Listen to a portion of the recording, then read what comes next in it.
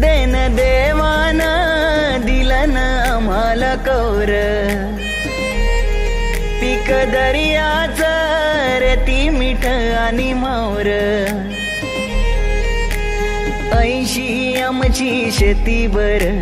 कोल्यानं पोसतोय समिंदर जगतोय आम्ही त्याच्यावर कोल्यानं पोसतोय समिंदर